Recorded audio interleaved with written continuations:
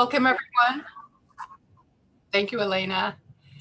A little bit of housekeeping because we do have a full agenda tonight. And I want to just thank everybody for coming and those who will join us as we proceed. As you can see, the meeting will be recorded and put up on the webpage. And this is a part of the Oregon Public Meetings Law. And so just be aware of that. There is a chat down at the bottom. And for those who may not be familiar with that, you can use that to ask questions, as you also can with the Q&A button at the bottom. But the chat at the very end of tonight, you'll probably see a lot of links and email addresses and information that you might want to save. So if you hit the chat and go down to the bottom, and next to the to all panelists at the bottom, there's an ellipsis of 3 dots. Click that at the very end and it will say save chat. And that way you can print out those things without having to take notes if you don't want to. Excuse me. We have introductions that will take place in just a moment. But I do want to ask the participants, now we're up to 5 attendees, which is wonderful. And actually, Officer Fleckenstein should be promoted from attendee to a panelist. Elena, if you're able to do that, that would be great. But for those who are attendees tonight, in the chat, if you wouldn't mind letting us know how you found out, whether it was next door, the website, Facebook page for the NAC, or some other means, how you found out about tonight's meeting would be helpful to us so that we know how to promote ourselves better. I'll start by just introducing myself, and then I will allow people to introduce themselves as well. My name is Sharon Dunham, and I am the chair of the Sexton Mountain NAC. This is, again, a joint NAC meeting with Neighbors Southwest. This is my second time being a NAC chair. I was chair in the 90s as well. And I'm also on the Beaverton Committee for Community Involvement, which is the overarching board in the city that encompasses the NACs. And I will ask Dr. Alison Balbag to introduce herself. Thanks, Sharon. Hi, everyone. I'm Alison Balbag. I'm the chair for Neighbors Southwest. It's really great to be here with you all tonight, and I will pass it off to Elena. Hi, everyone. I'm filling in from Francisca, and I'm here with the neighborhood program of the city of Beaverton. And I can pass it on to Gery. Thank you. I'm Gery Keck. I'm the Design and Development Manager for Tualatin Hills Park and Rec, and I'm here tonight to give a brief update on the Park District. I can pass it to Sheila. Sorry about that. Yep, I'm Sheila Sahu. I am a project engineer with the city of Beaverton. Thank you.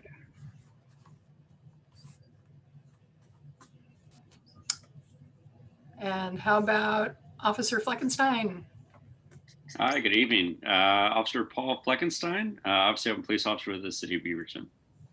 And I will go with, let's see, I don't know if Kevin's gone yet. Hey everybody, I'm Kevin Boylan. I am with the city's sustainability program, and I'm here tonight to give kind of a brief overview on what's been going on in the world of sustainability and climate action for the past couple months.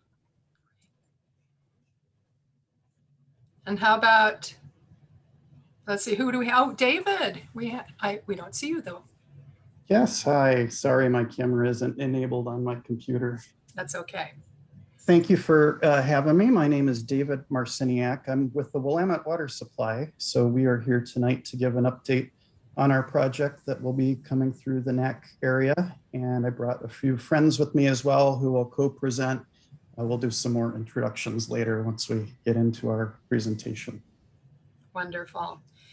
And Bonnie, it's so nice to see you back. Would you like to introduce yourself? I am a resident of Sexton Mountain, Diamond View Way. And yeah, it's It's good to see everybody because I have a lot of questions. I hope they get answered before I ask. Okay, wonderful. So we will get started since we do have a full agenda tonight. And Officer Fleckenstein, I'm so glad you're here this evening. I know it's probably you've been very busy, and we might have some questions for you, but you have a presentation or an update to give. So take it away. Yeah, no, absolutely. Yeah, it's always weird with my schedule, so I never know. I always hope I can make it, but sometimes I get called in early and things like that. So it's kind of what happened last week, or last month, I should say. But in my world, at least for some of the kind of crimes and things, I always start with statistics, or I guess a little bit about me for those of you just joining. My name is Officer Paul Fleckenstein. I've been with the department almost, so it'll be 4 years this upcoming August. And I've been kind of working with this NAC for the past maybe year or so more. It seems like it's been maybe longer, but it's always good to kind of come out and give a perspective on what the Beaverton Police Department's doing. And if you guys have any questions, I'm happy to answer any of those. But kind of looking at statistics and things like that. One of the big things that we've been seeing a lot of, and not only like Sexton Mountain, but kind of a lot of kind of Beaverton in general. There's been kind of an uptick in one particular crime, especially. And it has to do with, there's a group that's been going around in different neighborhoods, a lot of neighborhoods that most of the time feel safe and typically don't get very many crimes or things like that. But they've been, it's like one particular group, but they typically wear all masks and all dark clothing, and they'll actually come early in the morning. So we've actually been patrolling. I work graveyard and work late at night. And so we've been patrolling a lot of extra manpower trying to hopefully catch these guys. But what they've been doing is they'll basically park, and then they'll kind of walk along and just kind of check door handles. This isn't to scare anybody or anything like that, but it's just to kind of make you aware and just to kind of make sure that your doors are locked on your vehicles and on your houses. And then also to keep in mind, not leaving your garage door openers within your car as well. I know I had a habit of doing that before all this stuff happened as well. It's just to kind of recheck on our end. Just because you think you might live in a safe community doesn't mean stuff still can't happen. So just to be aware, because we had one break-in where they actually tried a door handle, got in, and then they were actually able to find a garage door opener, were able to open a citizen in Beaverton's garage. Luckily, their alarm went off for their house, so it scared them off, but there's just something to kind of be aware of kind of moving forward. So that's kind of been our big uptick lately, just with that particular crime. And other than that, I mean, property crimes are typically the big thing, at least in Sexton Mountain, kind of the south portion of Beaverton. So again, just kind of being aware of keeping your car unlocked or your house or things like that, and just being a neighbor. If you see something kind of out of the ordinary, don't hesitate to give us a call, especially if it's something maybe you haven't seen before or something that's just a little unusual. We have no problem with just to go in and chat with people, just to make sure if there is something wrong, and if there's not, then have a good rest of your day. So another thing kind of coming up in August, for those of you interest, I know last year we weren't able to do it due to COVID, but they're doing that kind of national night out in Beaverton. It's going to be kind of, I can't remember, I'll see if I can find the location for you guys, but that's going to be on August 3rd. It's going to be on Tuesday. And majority of the time, at least in the past couple of years when I've been here, they do all kinds of events. They'll have a kind of a canine demonstration. They'll bring out the different canine dogs that are on patrol. And then we'll also have, I think, almost like little booths that are all set up for different businesses and different resources and some of the things that the police department is kind of doing, even for various city events as well. But other than that, nothing else new on my end. So if you guys have any questions, I'll be happy to answer. Quick question. Yeah. Those car break-ins, I know that's hit next door quite a bit. And there have been, there's footage. How much footage are you getting? How helpful is it? Number one. Number two, are there any cars that are being broken into that are locked? As far as I know, I mean, it's certainly one thing just to keep in mind of what you're leaving in your car, granted, but at least most of this particular group, They've just been going around checking because I think it's the easier of the two things. So they're checking door handles, and if it's unlocked, they basically will go in, briefly look through the vehicle, and if there's anything of value that they can take quickly, they'll grab those things. But of course, that being said, I mean, you never, not like you can't say it will never happen. Obviously, if there's something good enough that they want, it's possible that they could take it out or break into your car. But most of the time, their whole goal is to kind of get in fairly stealthily, I guess you could say, or without bringing too much attention to those. But yeah, it's kind of hit around Sexton Mountain. It's kind of hit down farther south, like near Shoals Ferry, and then even so far north as off of Canyon Lane, over closer to like 217 and stuff like that. So they've kind of been spreading around. At least as of late, they haven't been hitting Beaverton as much. I'm not sure if that has to do with our extra patrols all around the different neighborhoods, or if that they just moved to a different location. But Sharon just touched base on the videos. The videos do help us because we've been able to get some vehicle descriptions. We've also been able to get some vehicle plates off of those to kind of narrow some of those things down. And then on top of that, it kind of helps us confirm is this the same group? Is this a different group acting out? So most of the time, it's kind of been the same group, like 3 or 4 people that are operating and doing those things. So, yeah, good question. Good to know. Thank you. Other questions? And that includes those people who are attendees that we cannot see, but we can see any question that you put in the chat or in the Q&A. So please feel free. These are your meetings, your monthly meetings, and please feel free to ask any question or comment as well. Bonnie, you said you had questions. Did you have any questions for Paul Fleckenstein? No. Okay. All right, and I don't see any from the attendees. Okay. Thank you, Dr. Fleckenstein, or Dr. Officer Fleckenstein. I just promoted you to a doctor as well. We're all doctors here. Yeah. So, and please feel free to stay if you'd like, if you can. Okay. Next up is Gery Keck, and he's going to give us an update on THPRD, Tualatin Hills Parks and Recreation. Yeah, thanks, Sharon. So again, I'm Gery Keck. I'm the Design and Development Manager for the Park District. I've been at the district for about 17 years now, and I'm traditionally the representative for the Neighbor Southwest NAC. So Mark Hokkanen and I are going to be trading off here for the NAC to give presentations moving forward. But from the Park District, I've got a few things here. One of the big ones is fall registrations coming up. It looks like August 28th is the day that it will come out. And it looks like we're going to be doing the catalog virtually again this year. So that's going to be available August 6th. So keep an eye on that for on our website is where that would be. One piece of interesting information in my mind was August 11th is our next board meeting. And it looks like we're going to hold that in person is what I'm seeing. So things are changing, which is good, right? Let's see. And then this summer, we've got several small scale outdoor events, not being able to do the large park events we've done in the past this coming summer. So the smaller events we're doing to try to bring the community together and bring some positivity with some activities in our parks and bring in art and culture. And all the events it shows are going to be adhering to the Oregon Health Authority COVID-19 guidance. But one of the next ones I see is Unity Park, which is a new park that we just completed last summer. It's over in the Aloha area. It's July 26th. It's from 6 to 8:30, and they're calling it Rock the Park. So they're going to have a mobile DJ show up and some prize drawings and activities for kids, and let people take a look at the new park that we built there. And then there's another one fairly close to the snack, Channing Heights Park. We see an event on August 6th at 6 p.m. and it's called Frozen in the Heat. I think that's a play off of the Disney movie.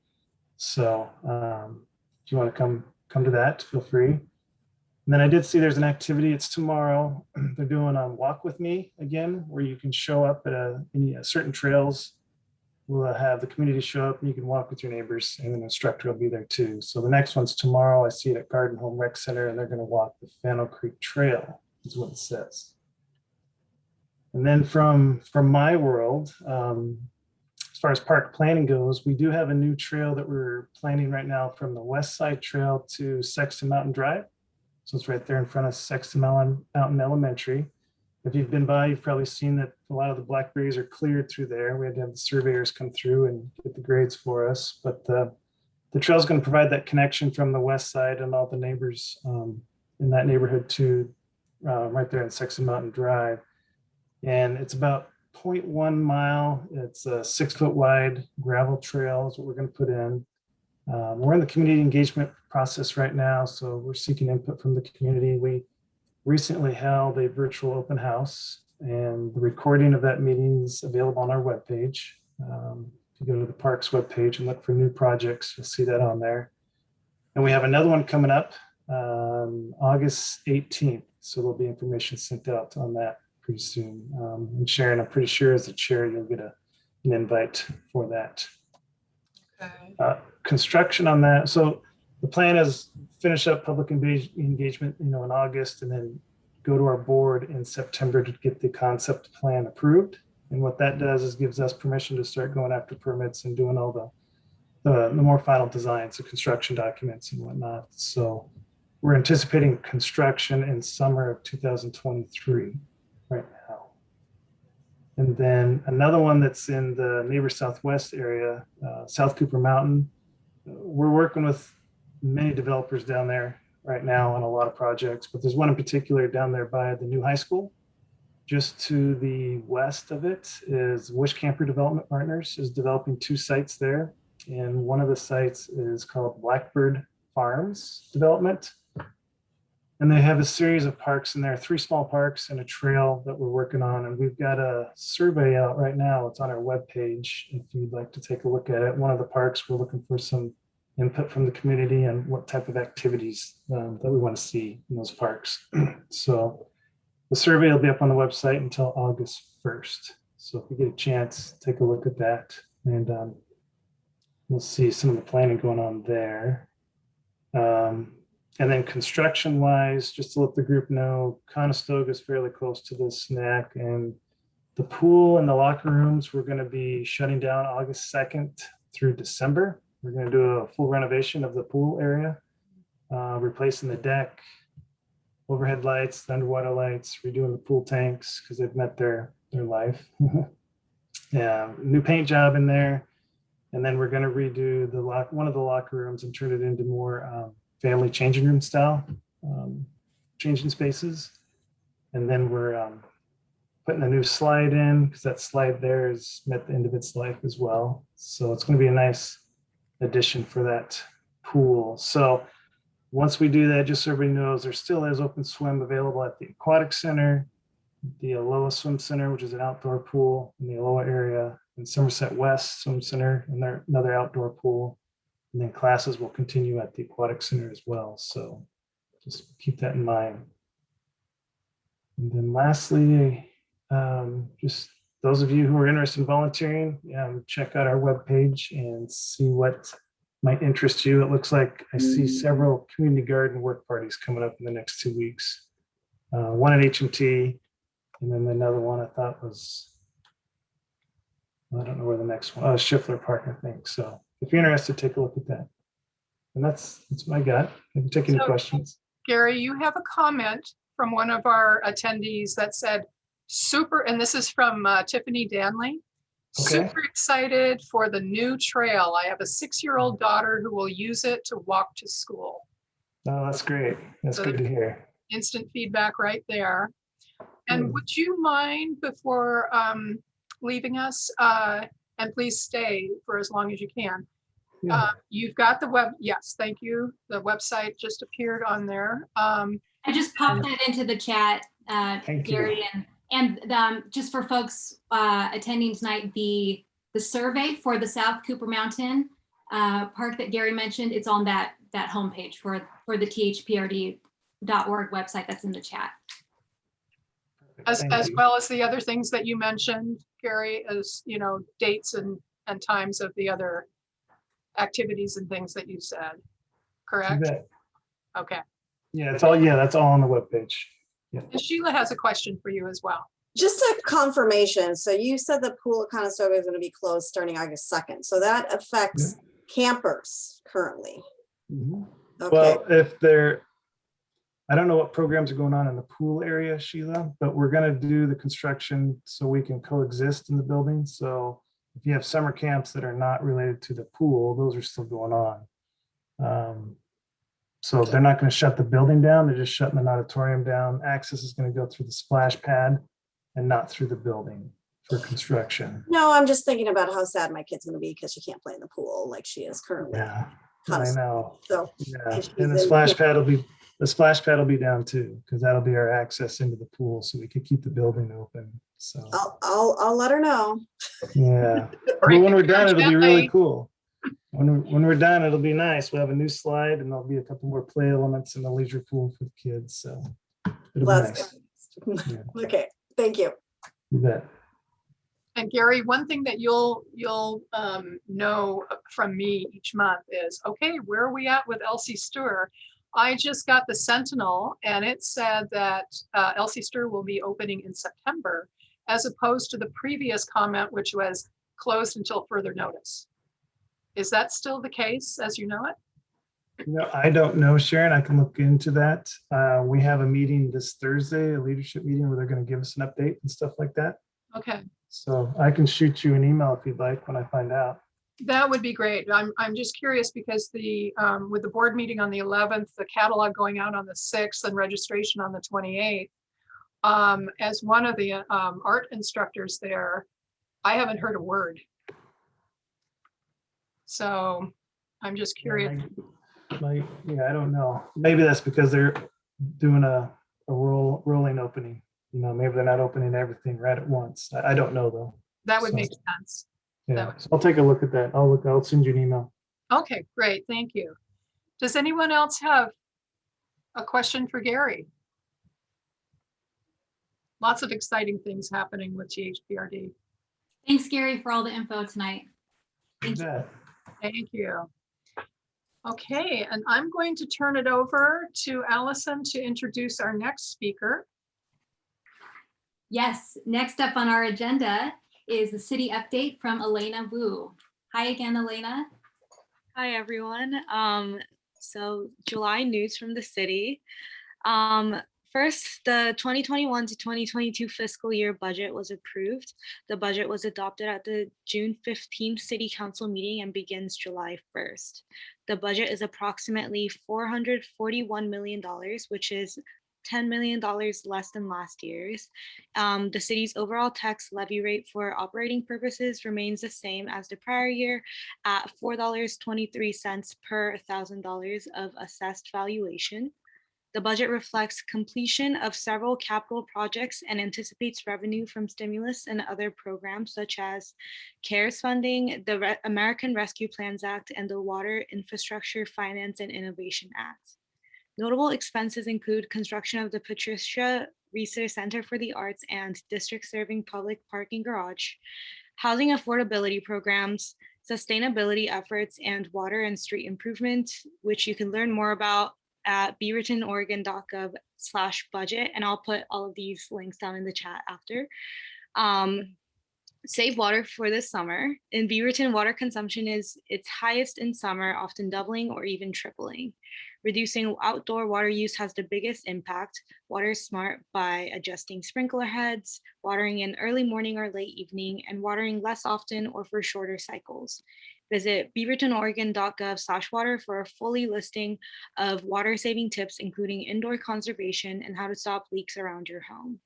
A national chlorine shortage is heightening conservation attention. Beaverton receives most of its water from the Joint Water Commission's water treatment plant, which relies on chlorine in the treatment process, which you can learn more about at jwcwater.org. And last but not least, the Beaverton Night Market is back and in a new location. The market will take shape on the streets of downtown at Southwest 1st Street and Southwest Tucker Avenue on Friday, August 13th and Saturday, August 14th. In addition to vendors, performers, and designated food courts, this year's Beaverton Night Market features an exciting collaboration with the La Strada del Pastelli Chalk Art Festival, and the event is free. Learn more at beavertonoregon.gov/nightmarket. Thank you, Elena. Thanks for all those updates. Does anyone have any questions on anything for Elena? I don't see anyone, and I don't see any questions in the chat. All right, so it looks like we are okay. Oh, and Elena just provided a link for us also in the chat. Thank you. Okay, well, if there's no further questions, our next item is a Sexton Mountain item, so I will pass it back to Sharon for that to welcome again Sheila Sahu, who is with us this evening. Okay. And I'm hopeful that some of these attendees who are here tonight have received some of the information about what is about to be presented about the Southwest Satterberg Road street vacation. I know that there's a PowerPoint that Sheila is going to provide, and I think, are you enabled as far as sharing screen? So as the project engineer. Yep. Can you see my screen? Yes. Sorry. Trying to get to slideshow. Oh, okay. Do we go ahead? Absolutely. Okay, great. Yes, so we are going to talk about the Southwest Satterberg Road street vacation at the Sexton Mountain Pump Station. And no, a street vacation is not a street taking a vacation to Hawaii. So it's pretty complicated, but we are going to simplify it hopefully tonight. As I indicated, my name is Sheila Sahu. I'm a project engineer with the city of Beaverton. And so with that, let's get started here. So wanted to do a little introduction myself, talk about what a street vacation is and the purpose, talk about the Sexton Mountain Pump Station history a little bit, discuss the Southwest Satterberg Road limits and the relevant Oregon revised statutes, talk about the next steps in the street vacation process, and then take any questions and answers. So just as an introduction, as I indicated, my name is Sheila Sahu. My pronouns are she, her. I've actually lived in Beaverton for 10 years now. I've worked for the city for 3. And this is my home. I live in the Five Oaks, Triple Creek area, if you're familiar with that. And so let's go on to what a street vacation is and its purpose. So a street vacation is essentially defined as abandoning the public right to use a street. So then that area gets reverted back to the owner, which is in this case, the city, for their own purposes. And on the right-hand side, there's a little picture here of the 1993 as-built of the Sexton Mountain Pump Station reservoir over an aerial. And so the street vacation area that we're discussing is running through that reservoir, which brings us to this reservoir was built back in 1993, which is over 25 years ago. What it was built for is to serve Beaverton residents with water. And so it's unfortunately been this way. This road has been on paper up until present day, but there is no physical road there. So what we're trying to do is essentially fix this now, 25 plus years later. Another thing that has come up in recent years is the America's Water Infrastructure Act, or AWIA, regulations for water security risk and public access to water facilities. Essentially, we need plans and security. We're upping that now due to these new regulations. And so we can't have a public road. allowed. That's on our water site. That's just not in compliance with federal regulations. So we're trying to fix this, and we need your help. And what this takes to formalize this is per ORS statutes, which I will go into in a little bit later, is we need property owner consent, and then we'll need a public hearing.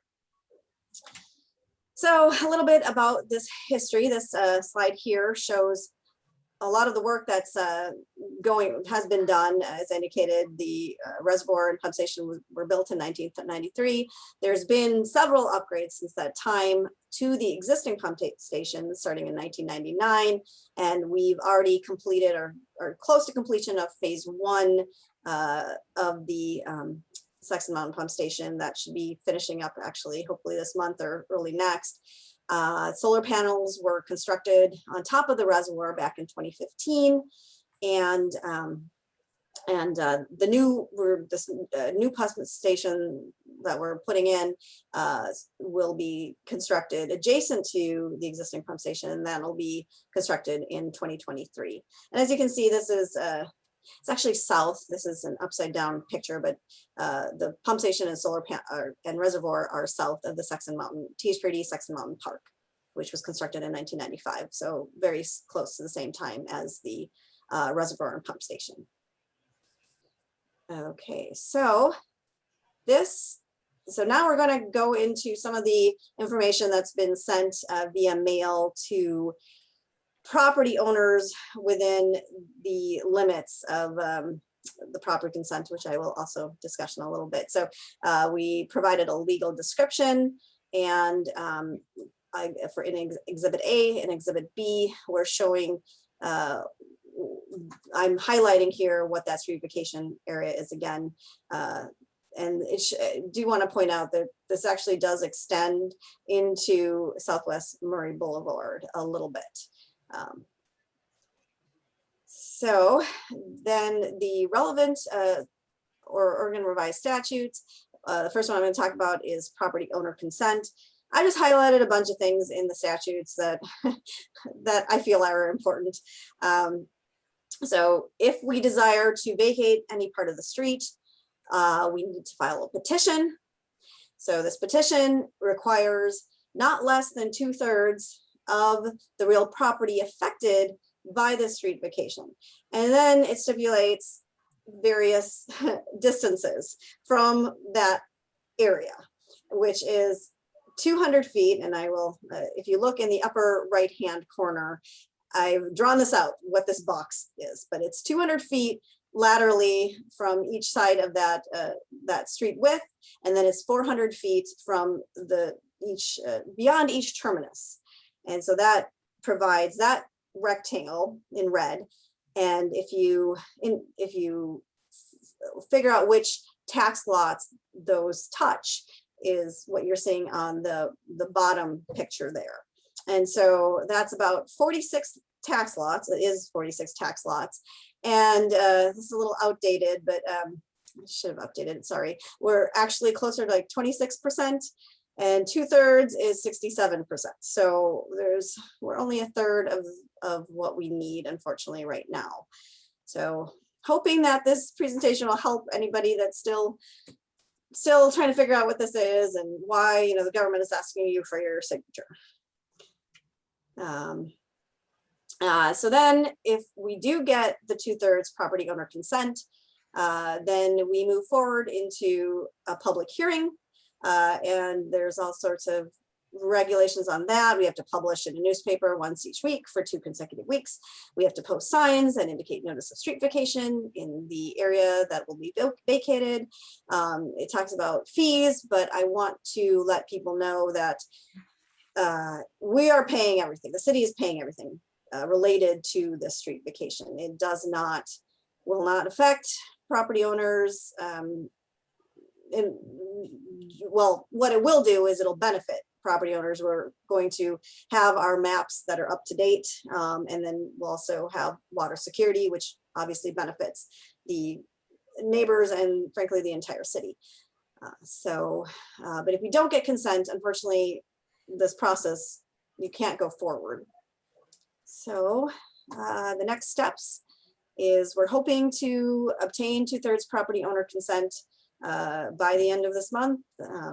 Happy to continue to answer questions or even come to your door and talk with you if you want to discuss more on this. Feel free to call me. My number is provided in the letters that went out. I'm available, and yeah, you can call me, text me, whatever, email me, and I'm happy to answer questions on that, or even as part of this meeting. And then if we do get property owner consent, we will go forward and apply to city land use, probably in September. It has to go to facilities committee review, and then a public hearing needs to take place. There's a first and a second reading for an ordinance, and then the ordinance gets adopted.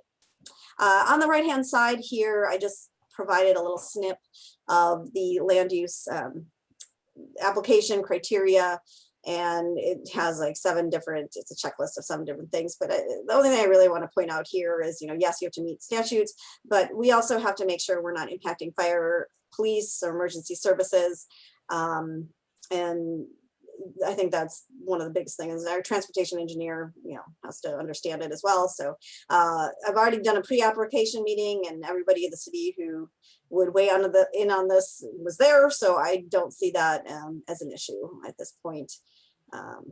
So yeah, I think that's about it. So I'm going to stop here, and if there's any questions, I'm happy to take them. Sheila, you have 2 questions in the chat. The first one is the alley, whoops, that just went away. Okay. Is the alley on Telluride Terrace going to be blocked from public access to the park? Alley on Telluride Terrace. Oh, no. So that's not going to be touched. That access will remain. So no, this is just in that reservoir area that's already fenced. So nobody actually has access to this current, well, fake street is what I'm going to call it. So no, that will stay. And frankly, as part of the Sexton Mountain Pump Station construction for phase 2, that won't be affected. We're going to clean everything up. So right now I know that we have like a temporary path, but that'll be removed. So everything will be restored, and it'll be better, frankly. And David has a question. If I'm understanding this correctly, the street vacation means no paved road will ever be constructed because this cuts through the water reservoir. That is correct. So what we're trying to do, I mean, if it was public, you could put the sidewalks, you could put utilities, there's not going to be any of that right now. You cannot construct any paved road because there's a reservoir that's been there for 25 years. And he has one additional question that just came in. Will any additional fencing be installed, or will the property be left as is?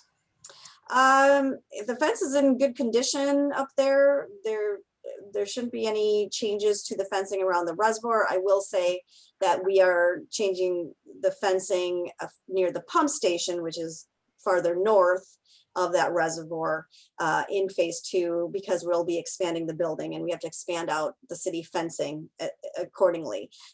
So the only fencing changes will be near the pump station. Okay, and he indicates that he's lot 107. So I want to be sure nothing around me will be changing. No, I mean, no, like I say, this is why this is, I mean, I hate to say it, but a little silly. We're just taking lines off of paper. It's a paper road.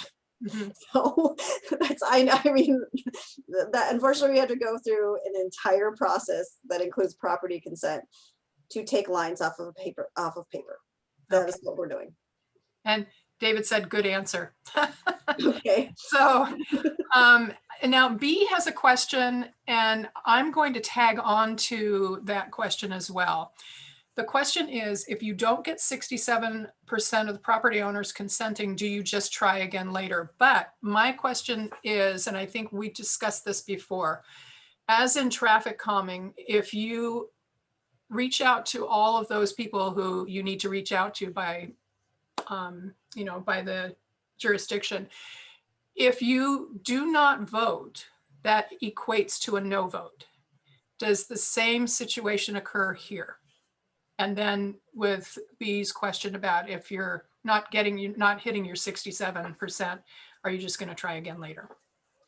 So yeah, so as for the first question, as in whether it's no vote, is yeah, if we don't get written consent, which is required per ORS statutes, that does count as essentially, I guess you can say no, that it means no. That means you do not consent for the purposes of this right-of-way vacation. And if we're going to try again later, you know, I think this is the first time anyone has ever tried to get consent. You know, I guess my plea is this is going to be this is a security issue for water if there is a public right to that road, which may mean, you know, we might have to go a different path. I do believe, and Sharon, you can correct me, but if we had to, and I think the city governing body, which is our city council, could say, no, we need this property, and we can do that without consent. But I'd really like, you know, good government is we make sure everybody understands the process, you know, explains it to them. And, you know, I think this is the best way to do this, is to get consent from the neighborhood to make sure they understand what this is and what's happening in their neighborhood. So I hope that answers the question. And I don't see a response from the person who asked, except it said to say thank you. I know that BCCI, Beaverton Committee for Community Involvement, one of our subcommittees is land use, and a subcommittee of that is traffic calming. And we have been working with Traffic Commission about that very thing, about 67%. And the non-vote equals a no vote, and trying to change that. So I don't know if that'll have a trickle down effect to something like this. I know when I served on Planning Commission, we did have a street vacation that went through and seamlessly. It really wasn't that big of an issue.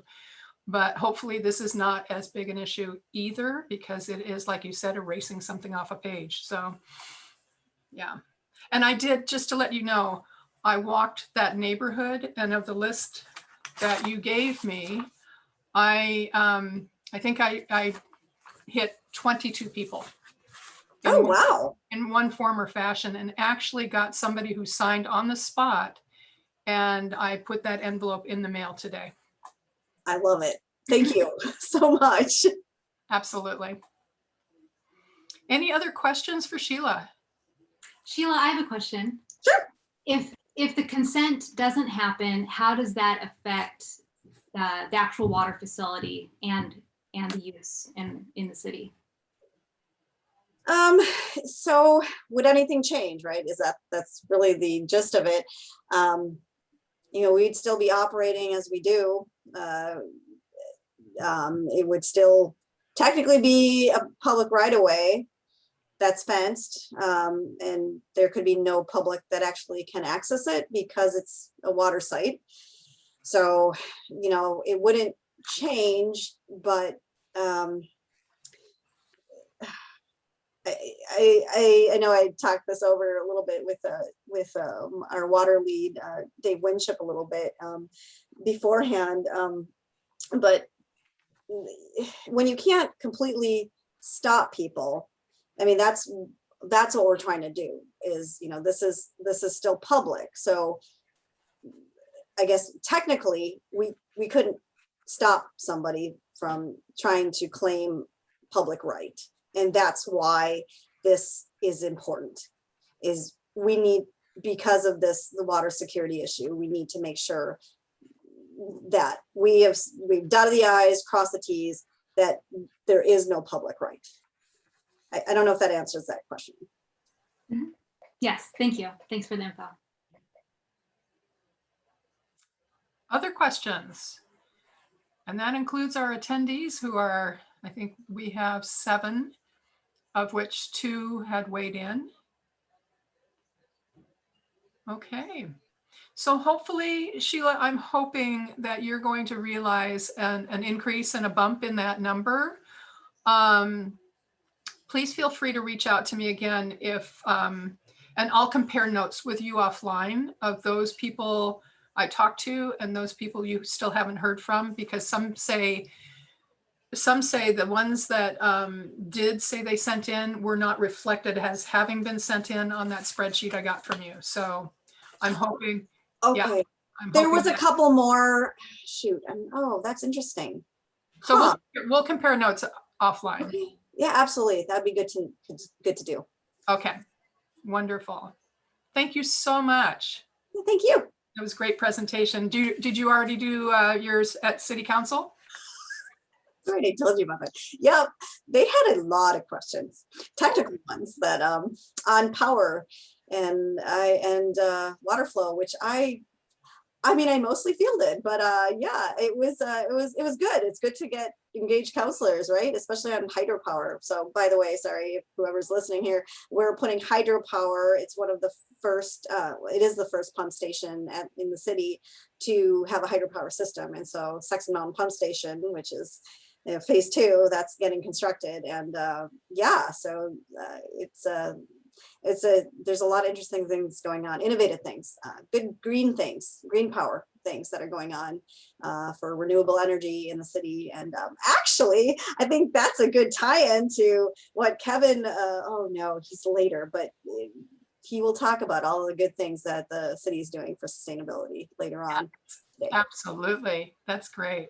Well, I'll have to share this with my husband who used to work for Bonneville Power and have him watch that hydropower part. So thank you so much. Thank and you. We'll talk later. Right. All right. Thank you, Sheila. Okay, and Alison, do you want to introduce the next speaker? Yes.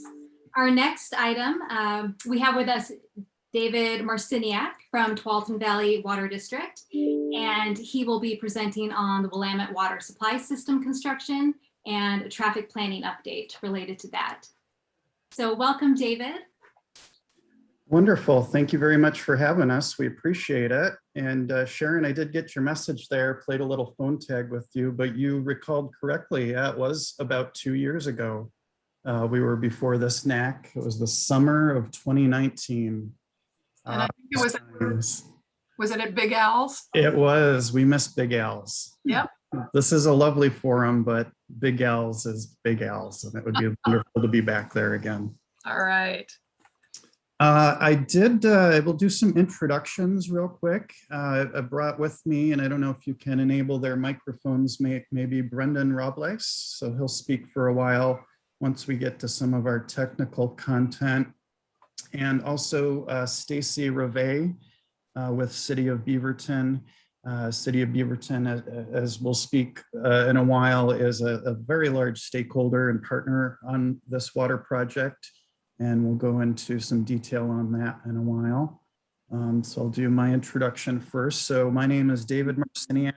So I'm with the Willamette Water Supply Program, and my role is working with the community as our project is coming along during the planning phase, the real estate phase, the construction phase, through the whole project, and just really engaging every neighbor we can, all the businesses we can, explaining what's coming, educating people, and making sure they're informed as our project comes through the area. Brendan, you want to take a minute, introduce yourself? Good evening, everyone. I'm Brendan Robless. I'm the project manager for the pipeline for the Willamette Water Supply Program on the pipeline segment that's going to be running within Shoals Ferry from Roy Rogers Road all the way up to Beaverton Hillsdale Highway. And glad to be here when David invited me to present again to the NAC. I thought he was offering me pizza at Big L's, but I'll hold him to it later. Yeah. Good deal. And Stacy, we'll let Stacy introduce herself, but in addition, she's on the road and want to make sure she gets some good key points in about the Beaverton partnership. So Stacy, why don't you go ahead and kind of lead us off and introduce yourself and tell us a little bit more about how Beaverton's involvement came to fruition and the importance of that for this project.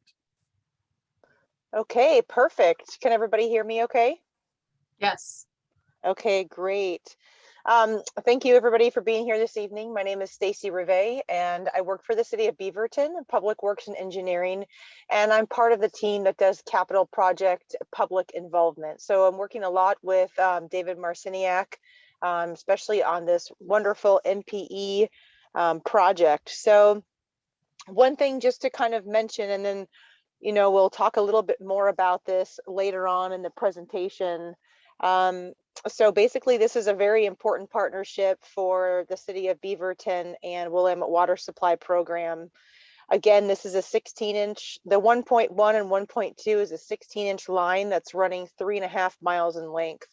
And this partnership is helpful because it also provides different perspectives all the way around. And having a coordinated effort on a large project like this is very important for the community.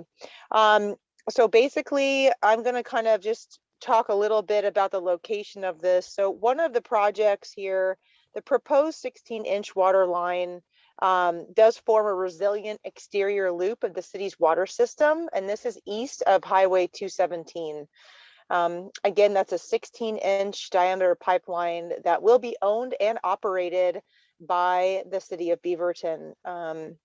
And also, this 16-inch will kind of branch off along Hall Boulevard alongside Tualatin Valley Water District, or TVWD's 24-inch branch line that's also in Hall. So it's probably much easier when everybody can see the map. But that's sort of my introduction, I would say. Another thing that we're working on right now, as some of you may know, is the Western Avenue improvement project. So that's a road improvement project, as well as a very important water line project that we're partnering with, again, WWSP. So that's my long introduction, and I'll share a few other things along the way. Thank you. Great, thank you so much. So I'll go ahead and put a PowerPoint up, and we'll kind of walk you through some ins and outs of our project. And we've got some of those maps to show you as well. So hopefully that's projecting. Can everybody see that? Not yet. It's flashing. There you go. All right, good deal. Go ahead and put this in presentation mode, see if that helps make it a little bit bigger. Okay. See if that holds. Oop. Is it showing? It's flashing. I sent the file earlier. Did anyone, I think we might have to have one of you project it. I think the last NAC we did one of these. The share function didn't seem to be. Somebody want to pull the backup file up?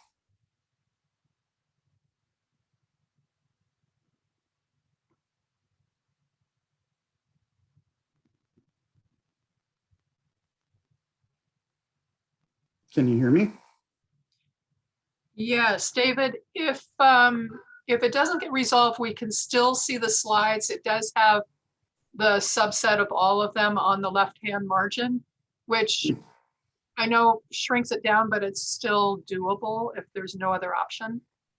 Okay, we'll try this. You're seeing the main slide. We're building a secure drinking water future. Yes. Yes. Okay, I'll try it this way. We'll see how that works. Appreciate your patience, everyone. Yeah, so this presentation is an update to our prior presentation to this NAC, which was a couple years ago. So for those of you that aren't aware, so this Willamette water supply is, it's a very large water infrastructure project. So Stacy talked to the nature of the partnership. So the city of Beaverton, Tualatin Valley Water District, and the city of Hillsborough came together. They both had similar realizations in their long-range water forecasting that they would eventually need more water resources. So they formed a partnership to build a joint water system, and that's this Willamette water supply, really with the notion to be one of the most seismically resilient water systems in the state, to make sure that it's able to maintain service after a very large seismic event. So it's designed to some of the highest seismic standards there are. And to also supply these service areas an alternative source of water, which is important to offset other resources during a drought, as well as supply a backup. If one source is having some issues, you have that other source to turn to. But in addition, through having this new water system and that additional piping and reservoirs and a brand new water treatment plant, it's supplying an emergency storage capacity for the community, which will be critical for recovery needs of the region after a large event happens, and that additional supply to get that supply out to the community to help with the recovery efforts. So that's kind of the backstory on the project. It's been under development for many, many years, decades in the planning, and right now construction is up and running. So we'll touch on mainly the construction that'll be anticipated through your NAC here in a little while, but I'll give you a few more general slides to give you a little bit more feel about the scope of the entire program and the importance and significance for the region and the city. So as we said, very large water project starts down in Wilsonville, where we actually adapt an existing water intake at the Wilsonville water treatment plant, the Willamette River water treatment plant. So we take the water from that area and bring it up through Wilsonville and into Sherwood, and then up Roy Rogers Road. And then at that point, once we get near the new high school, it branches kind of in two different ways. So we'll talk a lot about the Metzger Pipeline East tonight, which is the offshoot of the water supply that heads to the east. And then the other part of the system is what you're seeing extending northward into Hillsborough there, that brings the water up into that reaches of the water system. So a new state-of-the-art water filtration plant is part of this project, and that's located out in Sherwood. A couple of supply tanks up on Cooper Mountain. And in addition to, it ends up being more than 30 miles of large transmission pipeline. So large transmission for us is mostly 66-inch in diameter, quite a bit of 48-inch and other diameters as well, but a very big water main to transmit the new water source it up into the distribution areas for the different agencies. David? Yes. Yeah, could you go back to the last slide, please? Absolutely. I just want to add to that, kind of put things in perspective in regards to when we talk about emergency storage, emergency supply.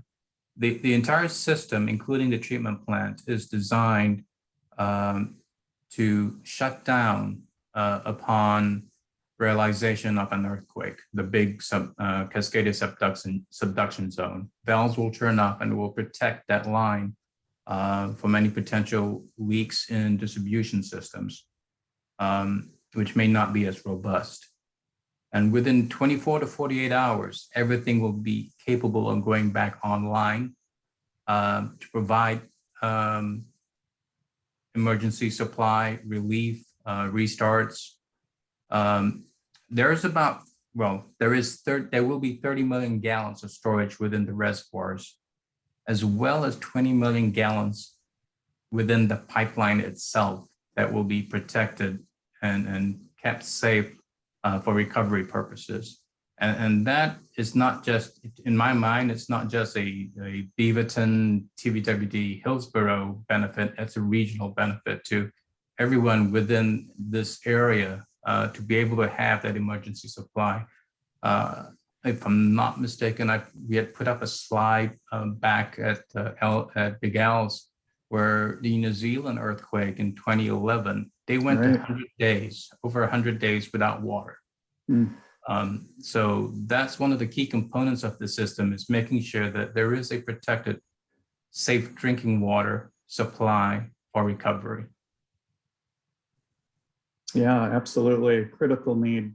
And, you know, this is for those water agencies, but it's a regional significant project that there's a ripple effect, and recovery is critically important. This is a lifeline to the communities in many ways. What is the minimum seismic threshold that would trigger a shutdown? I'm not sure if there's a threshold. I think it's mainly there are various ways that we'll be getting our information from seismic recorders at the valves. We're also, TVWD is looking at getting in with a program where we will receive information from multiple locations into the system. Essentially, once it receives a, again, I don't know what the actual value is, but once it does receive that information, it starts to slowly close valves down.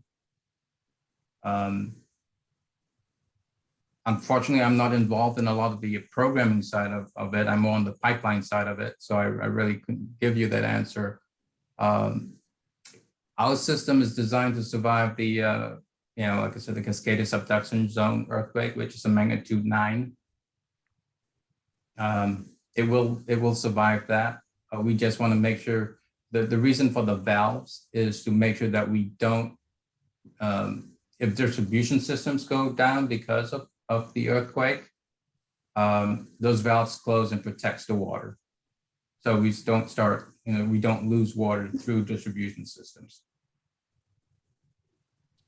Yeah, and this is probably a good part I could plug to get some good seismic information that goes a little more in depth.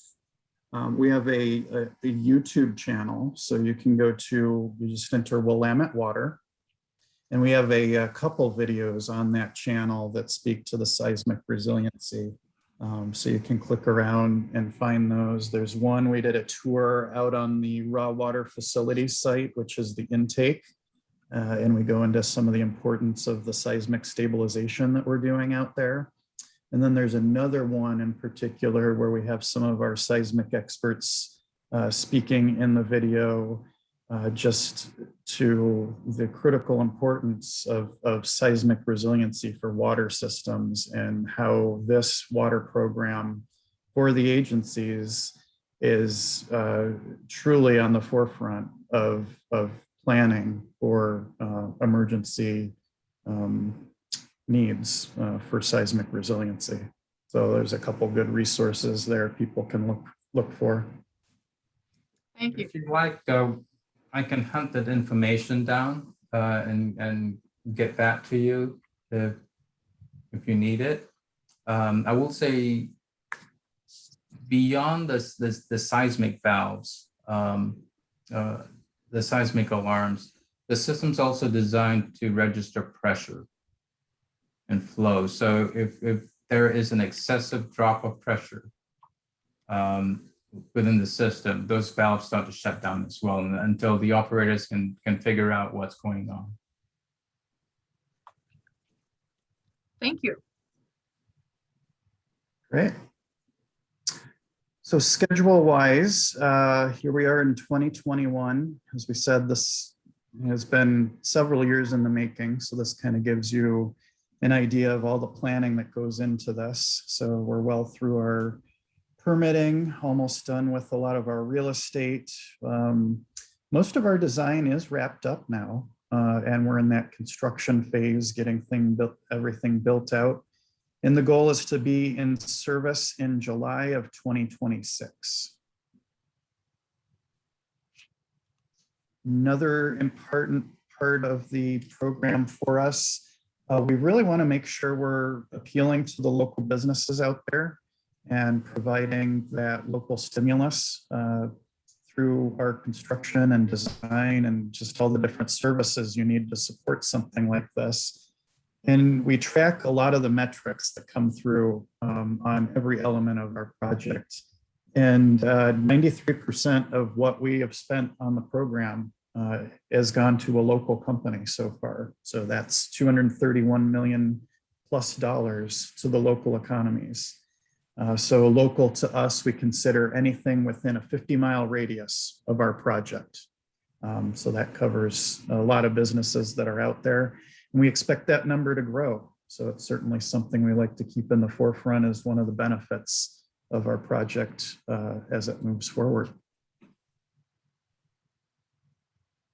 This is a nice update slide that shows where we're at on the different components. So here you see the design and planning elements essentially done. A little bit of design work still remains on water treatment plant, which soon we'll be able to make that 100% as well. And some of the pipeline and the water tanks. Overall, construction-wise, for the pipelines, we're about 21% complete. And most of that, a lot of you saw the work going on as the county expanded Roy Rogers Road. So if you remember that road project, we actually partnered with them to put our pipeline in as they were expanding the road project. So it was just a good way for us to work together as that construction was coming through the area, get more work done and limit impacts on the public through having their project finished, and then we come in and dig their project up and then replace it. So a lot of pipe on Roy Rogers and Tile Flat has been put in. Quite a bit of pipeline heading into Hillsborough has been put in as well as some of our pipeline in Wilsonville. So that's also in the ground already. So we'll talk about Metzger Pipeline East now, and we'll show you some of the traffic planning that we're doing so that we can give everybody a clear picture of how the project is maturing since we last met. So the Metzger Pipeline East itself, it's really a partnership. So as we mentioned, and Stacy spoke to her earlier, City of Beaverton got involved when they realized that there were two needs on Shoals Ferry Road. So number one, Tualatin Valley Water District, separate from the Willamette water supply system, they needed to install a new water main eventually to the Metzger service area. So that project would have been separately funded. It would have gone in Shoals Ferry Road and gone up Hall and would have been a smaller diameter pipeline. But what they did is when they realized that the timing for that was going to be similar to the need for the Willamette water supply eastern extension, they combined those two ideas into one water project so that they were able to reduce some of the construction that was needed within the project area. So in essence, made two projects into one project so that it could operate more efficiently and then reduce those impacts on the community. So as that project planning was underway, City of Beaverton, who already is a partner with the Willamette water supply, approached the program because the city has that water line need going along Shoals Ferry Road in addition to the upcoming construction for the Willamette water supply's Metzger Pipeline East. So they explored the viability of making essentially these three projects in one approach, where we would all be working in a concerted effort to build out this pipeline through the area, minimizing the need for multiple contractors to be out there, and condensing some of the construction impact into a shorter time frame, and realizing some cost savings in addition. That's able to just help the agencies operate a lot more efficiently. Now, Stacy, we still have you on the line, or if you had to go, did we lose Stacy? Nope, I'm here. Can you hear me? Wonderful, yeah, you bet. Yeah, so you did a nice job. Nice. That was perfect. Might need you to write that down for me. That was great. That was great. So yeah, so when part of that is adding that new connection across Highway 217, because that does improve the reliability and resilience of that eastern portion of the city's water system. And so we have 4 major water lines of Highway 217, and 3 at this point are not resilient and are over 50 to 60 years old. That was something to mention. So segments of this pipeline address needs identified in our current capital improvement plan, and that segment is Allen Boulevard from Shoals Ferry Road to Western Avenue. And so as you can see this map, this is much easier to look at while I'm talking about sort of the location of these particular water lines. So as well as this project also provides added fire protection for Beaverton residents along Shoals Ferry Road and Hall Boulevard. So that includes 2 schools and multiple senior care residential housing.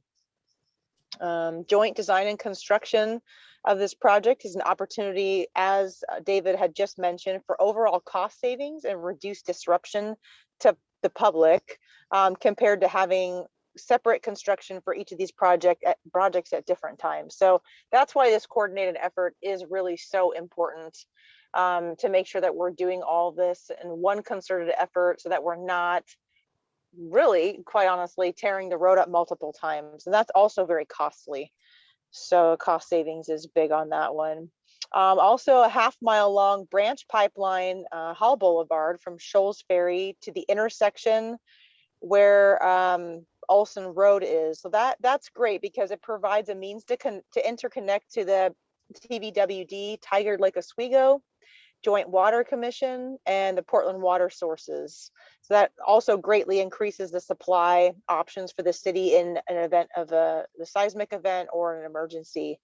So, and so that's probably about it, unless I missed something. So this east transmission line intertie is a very important project. And so we're just so glad that we're able to work with WWSP on this. Great. Did I miss anything, David? No, wonderful. Thank you very much. Appreciate it. I think it's also good to mention that on Western Avenue, that the city had already planned on a road improvement project. And they actually slowed down so we could catch up both the TVWD line and the Beaverton line, so that we're only tearing Western Avenue up once. Right. So that was a partnership, partnership between TVWD and Beaverton, but also between different departments within the city, making sure that, we're all working together to minimize impacts to the community. Yep, absolutely. Yeah, and we're showing a new map now. So this will start hit on some traffic impacts as we close here. So here you see how the Metzger Pipeline East moves through the various NACs, and you see your neighbors Southwest and Sexton Mountain there. So in total, this pipeline's about a 6.8 miles of 48-inch pipe. Then we've got a half a mile of 24-inch pipe, and then about 3.2 miles of that 16-inch pipe. And this includes 5 tunnels under the various roadways, 217 Fano Creek twice, the west rail line there. Brendan, I'll invite you to jump in here. We can kind of talk schedule a little bit, and then we'll hit on those couple traffic impact slides. Okay. On the top of the map, we have the MPE 1.1 and COB 1.1 project that goes from the intersection of Allen and Western and up into along Western up into Beaverton Hillsdale. That was the project I was talking about earlier, where we're working in tandem with the transportation department. So as they're widening or improving the road, putting in sidewalk and pass, we're able to come in and put in our pipe as well. So we're minimizing the amount of construction duration and impacts as best we can. That is in construction. They're studying clearing and grubbing. A lot of the franchise utilities are doing their relocates right now before we start our work. So that's ongoing. MPE 1.2, it begins at Greenway Park and then ties in with the 1.1 portion. That we anticipate issuing the contractor notice to proceed next month, and they will start construction soon after, boots on the ground.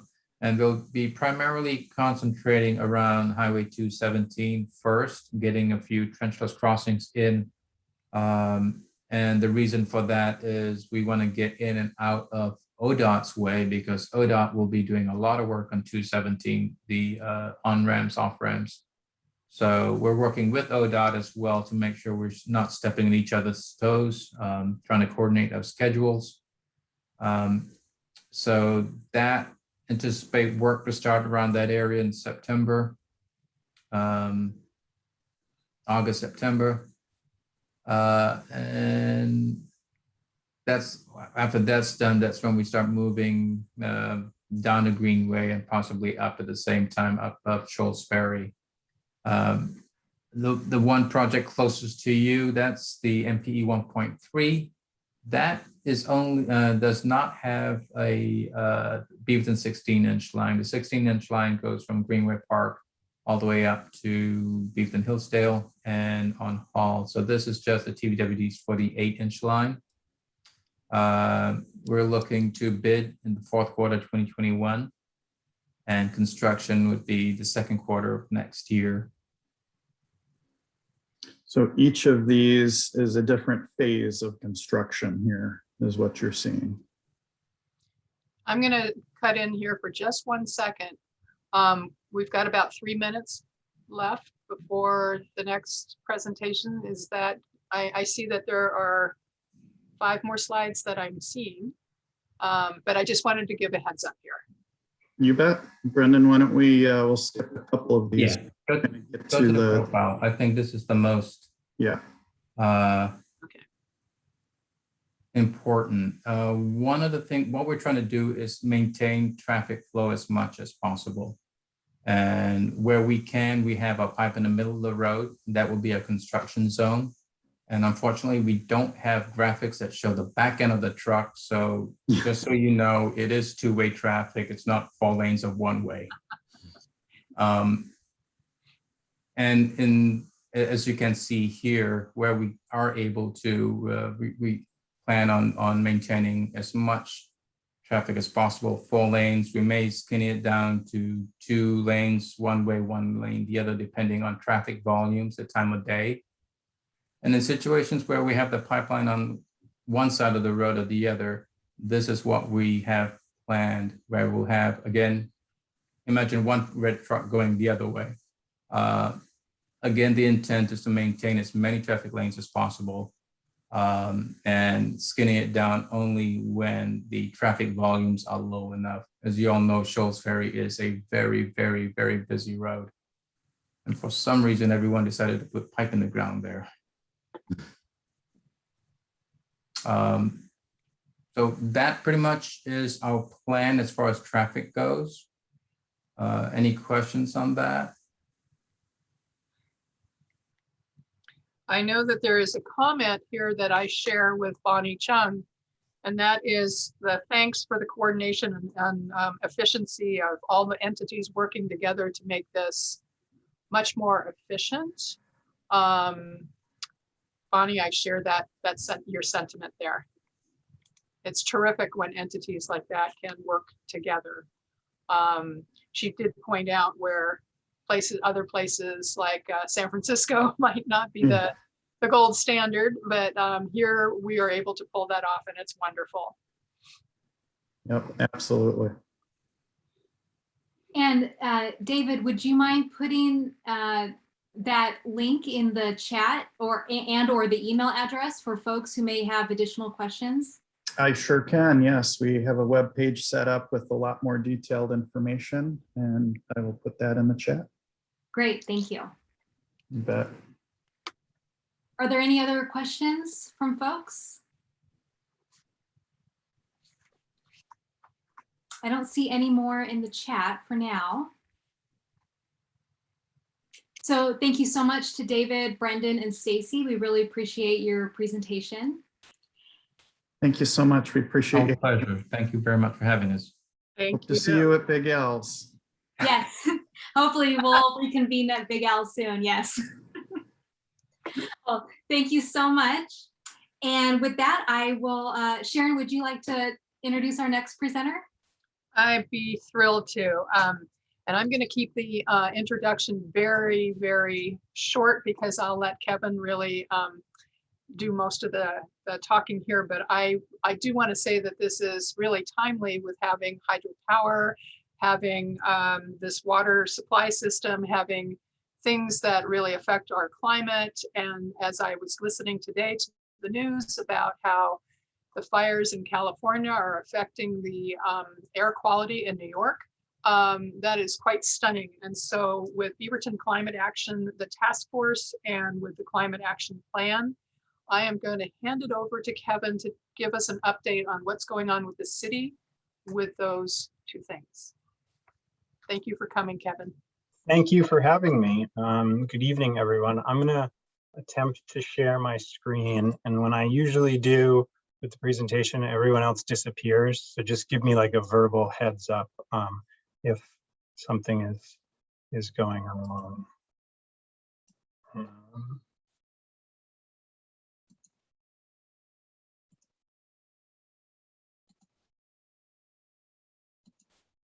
So hopefully that is now in full screen mode for you all.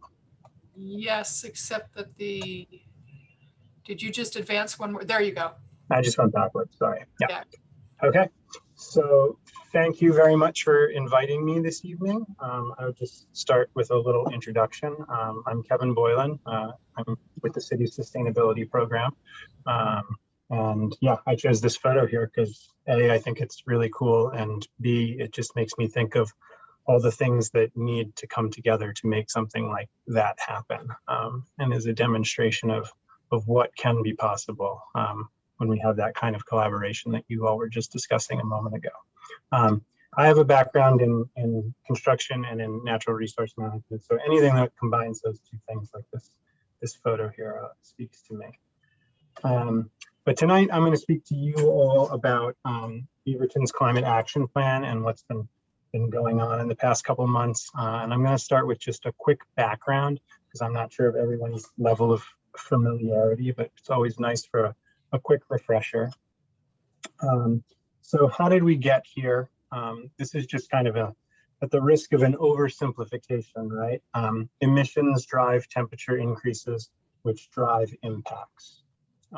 So the Beaverton Climate Action Plan is comprised of mitigation actions and adaptation actions to address these things. So mitigation actions are things that slow the release of greenhouse gases. So this would be items like expansion of public transportation or increasing the adoption of electric vehicles, reduction of food waste, all these things that cause emissions.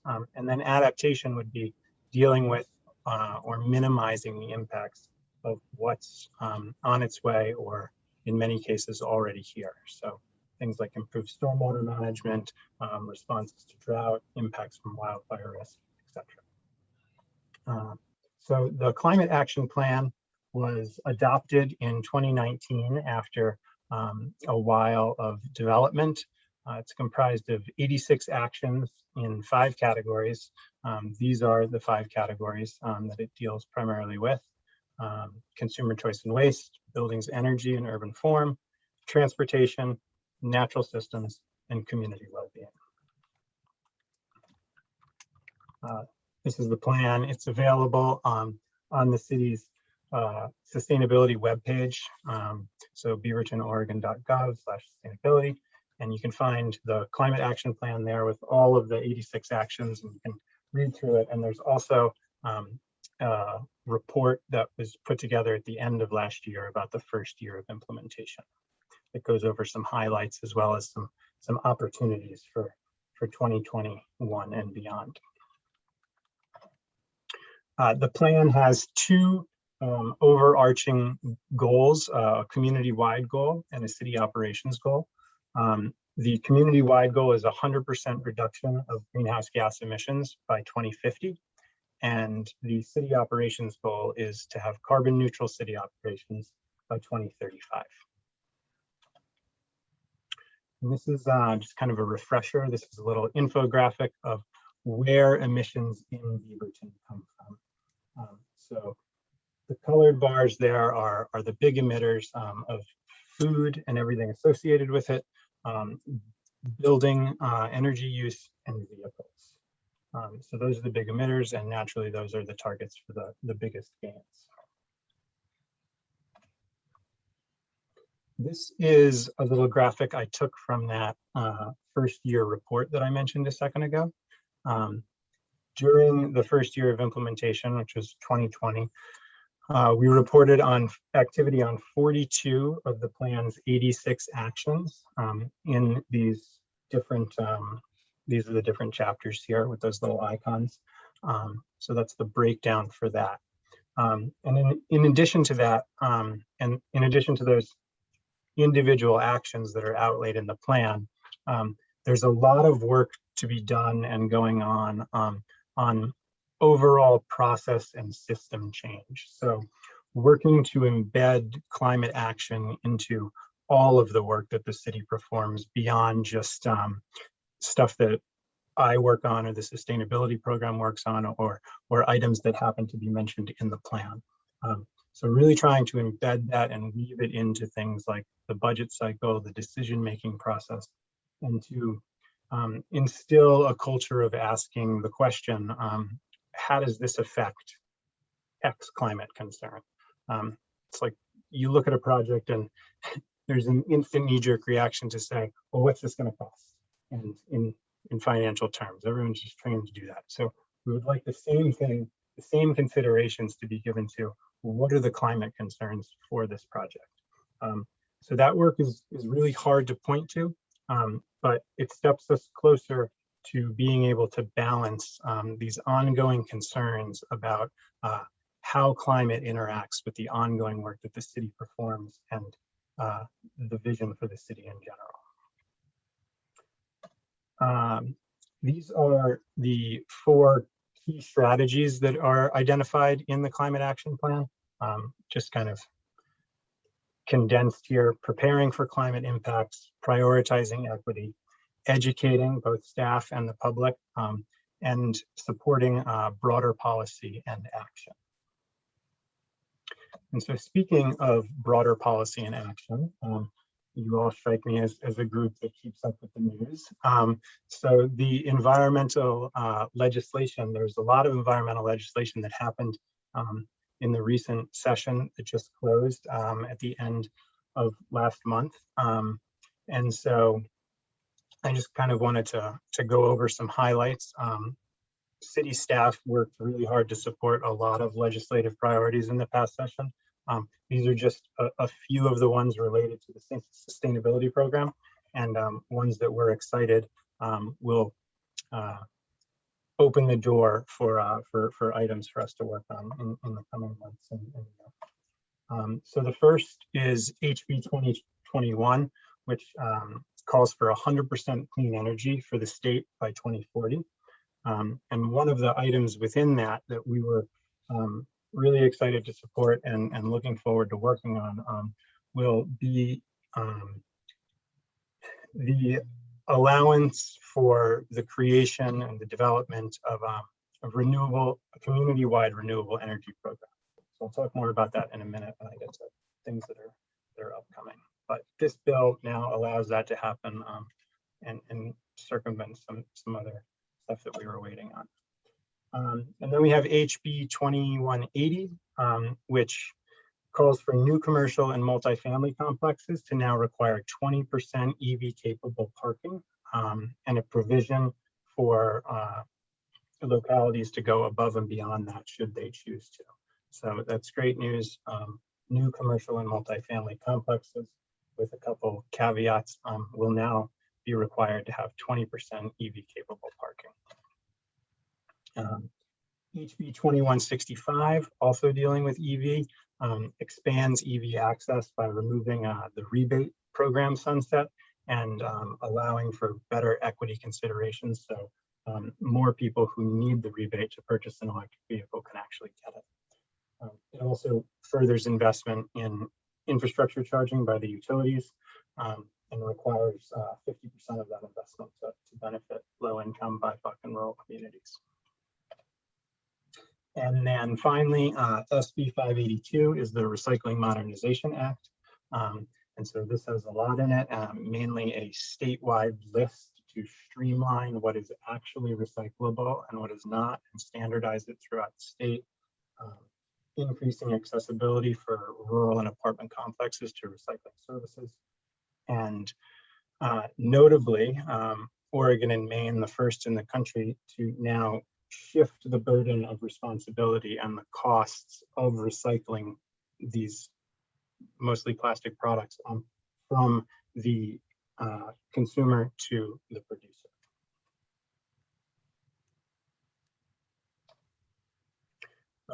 So one of the things that we've been working on for much of the late spring and early summer has been the Climate Action Task Force. This was established by council earlier in the year, and then there was a lengthy recruitment and selection process, and it is slated for startup on August 16th will be our first meeting. And the Climate Action Task Force will basically aim to improve council awareness of community perspectives related to climate change and the city's climate action order. Ultimately, it's a community forum to listen and hear members of the community and allow them to give feedback on potential impacts of proposed policies or activities, or and how those are going to impact specific communities or the community at large. City leadership was excited and really wanted to see broad representation on the board, and we were able to achieve that. So that's great. We're excited about that. And basically, the Climate Action Task Force will operate very similar to a board and commission, only it's not a permanent body. So it will help with the prioritization of actions from the BCAP with community input. And like I said, it will act as a forum for the exchange of ideas between project and partner staff and the community, including you all and other neighborhood associations, as well as other boards and commissions for collaboration, for them to interact and kind of hone in on specific goals within the BCAP and how to achieve them. Eventually, the Climate Action Task Force will also help with the BCAP revision in 2024. So yeah, I think I forgot to mention, if everyone doesn't know, it's 13 members and 3 alternates, and they will serve varying length terms. Since it's startup of a completely new body, it's roughly 1/3 of the group will turn over each year. So the next recruitment for the Climate Action Task Force will be in the fall of 2022. So yeah, August 16th, we're excited about it. The meetings will be publicly available, just like this one. So everyone is always welcome to participate. And then on the horizon, a couple things. They're housed right now within a sustainability program is this community-wide renewable energy program that I mentioned. This is something we have been working on with the utility for quite some time to develop exactly what it says, a community-wide renewable energy program. So this will be able to offer renewable energy for the entire community through a utility program. Another other thing is the home energy score, which is basically a rating for a home's energy usage independent of the occupant, because I might like it at 72 degrees and someone else might like it in their house at 62 degrees. So it's basically like a nutrition label or a miles per gallon label for a home. And so at the time of sale, a home will be required to have the home energy score, and then consumers can make an apples to apples comparison about the quality of the home's energy efficiency and the costs to run that home. Clean air construction is another thing we're going to start working on, which is a program to address particulate matter and diesel pollution from construction activities. Sustainable purchasing policy is on the horizon. That's more internal to the city of Beaverton. And then fleet transition and EV policy. City Council has been encouraging and wants to see more EVs in the city fleet. And so we'll be adding charging infrastructure to at least 2 facilities within the next fiscal year to alleviate this kind of chicken and egg problem of how do you get more EVs if you don't have EV charging infrastructure. So yeah, that's, I think, the third mention of EVs tonight in this slide. So if anyone doesn't believe that the coming wave of EVs and the need to charge them all is coming, it is, and it's starting now. And then on the broader horizon, kind of more programs, more sustainability and climate action related items that are outside the sustainability program and part of ongoing or planned city work. This is just a list of a few of them. Food scraps collection program, energy efficiency at city buildings and working to improve that. The REACH code, which is about going above and beyond the state building code for energy efficiency in homes, looking at a tree code audit. The Housing Options Project is including several sustainability related concerns. Utility underground, the pump upgrades that Sheila spoke to earlier. These are all things in the climate action plan that are being addressed bit by bit and being incorporated into projects exactly as they should be. So yeah, those are just a few of the items, and I ran through that quick because I talk very quickly sometimes when I'm in front of a group. So now I can take some questions or hear some feedback. I'm going to stop sharing my screen so I can take some notes.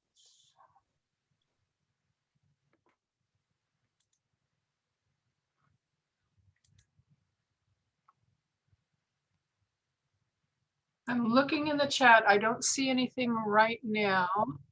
And I don't see anything in Q&A at the moment. I do have a question.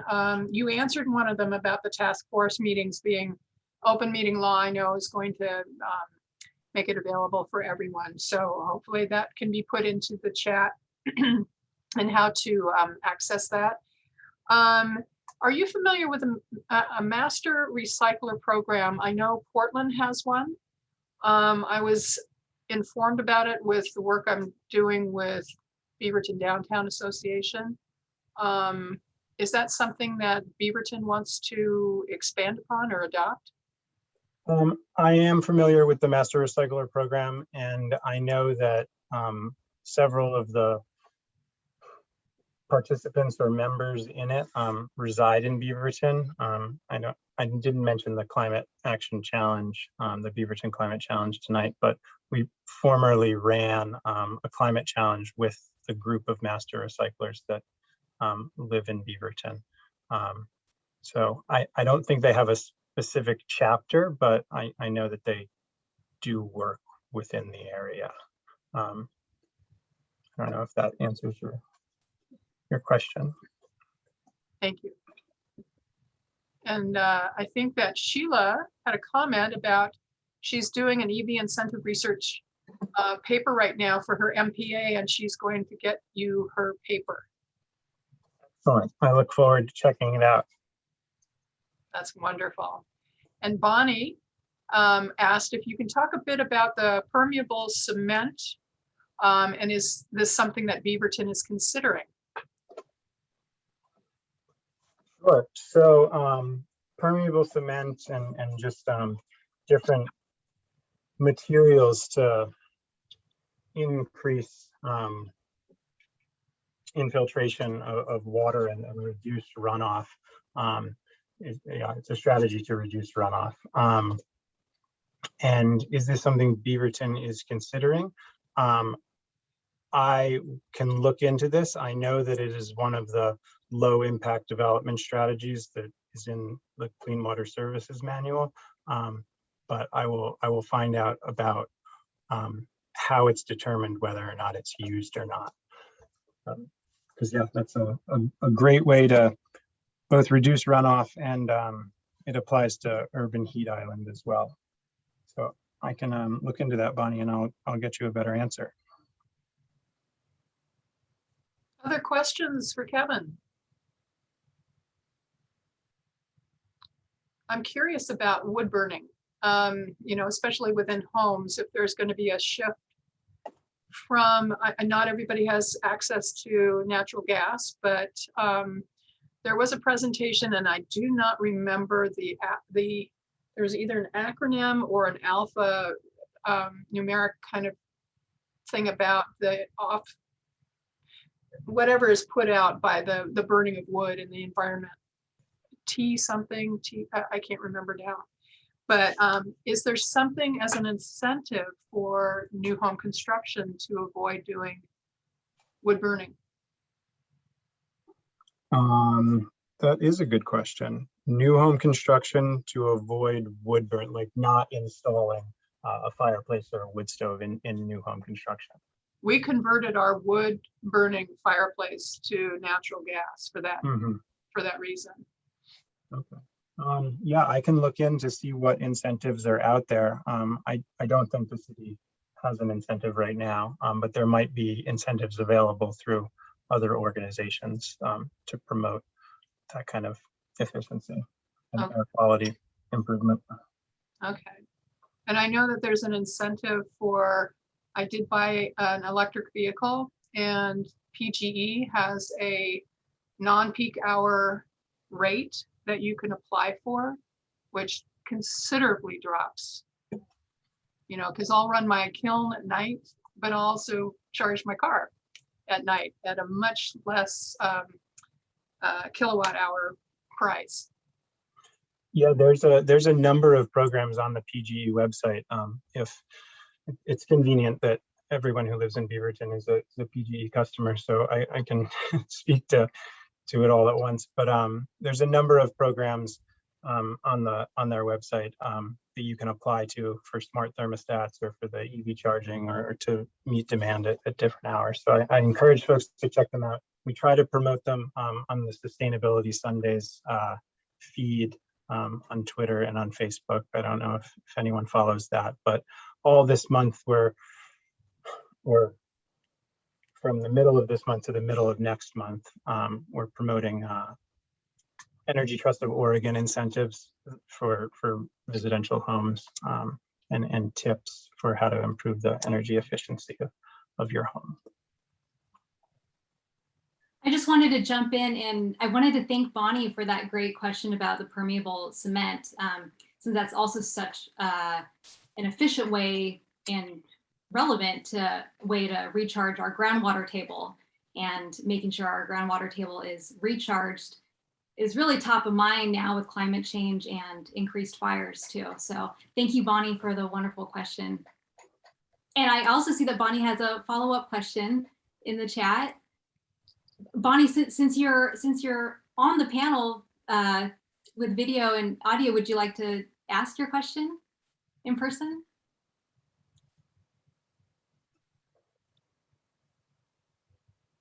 Sorry.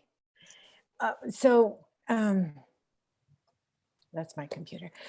We right around here, we'd live around these little tiny forests, And I had a tree guy come out and he said I should be watering the cypress, but I found out it belongs to the city. And I don't like the way they look. They look really dry. Some of the tops of the trees are like without any leaves, and they look like pine trees. So, and we just got a letter from PG&E, PGE, and they said that they were doing people are coming to look at the trees for the overhead lines. So they're not, so they don't catch fire, but we don't have overhead lines here. So is somebody going to like check out the trees around here maybe? Or I don't know how it's all done, but I had to ask. Sure. If you can let me know the address of where the trees are, and then we can confirm that they're on city managed property. We can talk to the city arborist about having somebody come out and look at them. So if I just give you one house in front of that area, that would be enough? Yeah, if you give One me the address? address of the house, I can look it up on Google Map, and then I can probably take it from there or reach back out to you for more information if I need to. Okay, great. Thank you. In the past, we had the city arborist come out with also Friends of Trees do a presentation. And that was probably about maybe a couple of years ago. That might be something we would consider bringing back. So thank you, Bonnie. Any other questions? Well, I am truly looking forward to the work that's being done and hearing some of the things that come out of the task force. And I'm hopeful that beyond just, what the city is going to do within its own fleets and things, what the residents can do as well, getting those tips and things out to people so that you can make informed decisions on how kind of we can move forward toward this goal. Kevin, thank you so much. Yeah, thank you for inviting me. I appreciate it. And hopefully I can be back again in the future, or we can kind of have a little interaction between the NAC and the Climate Action Task Force once they're up and running. Absolutely. And I have some ideas I'll run by you later. Excellent. Yeah, feel free to send me an email anytime. Great. Thanks so much. Thank you, Kevin. Thanks. All right. So we are a little bit over, but I'm going to gain some time back because under NAC Business, which are minutes and the treasurer's report, Olivia is not here tonight. Our minutes will be transcribed. Elena's been working on those, and we'll be getting those out for us to review and adopt and approve. The treasurer's birthday is today. So Jim is hopefully celebrating well. And so we will table both of those things. And now I'm looking to see how many people we have we have one attendee and 8 panelists. And this is the visitor comment period. So if there is anyone who would like to comment at this point, I would like to, oh, Bonnie, yes. So I didn't know what to expect with Beaverton because I never heard of Beaverton until we moved here. So, and I have to say that I'm really impressed with how everybody's working together. And I've been to San Francisco's, I chase the mayor and I chase everybody when I want something done. So, I mean, to hear you guys do this, it's like, it's heaven. So thank you very much, everybody. I really appreciate it. Bonnie, I'd like to ask you if you would consider being a part of our board. I've never been a part of a board before, so I wouldn't know what to do. We can talk offline. It really, unless you're actually doing like a a chair position or vice chair position, a secretary position, or a treasurer's position. It's more at large, and it's coming to the meetings, and it's helping to, you know, develop what kind of programming we have and just have a discussion. We had been doing some pre-pandemic meetings where Sexton Mountain would get together with its board at Starbucks with the city, and we would hash out all sorts of programming for the year, matching grants, opportunities, those kinds of things. So it's as much or as little as you want to do, but it gives you more official standing on the panelist end of things versus an attendee, as you're doing tonight. So you're already doing it. Okay, well, yeah, I'd love to talk to you Okay. offline. Great, thank you. Okay. I'll put my email address in the chat, and then we can chat later.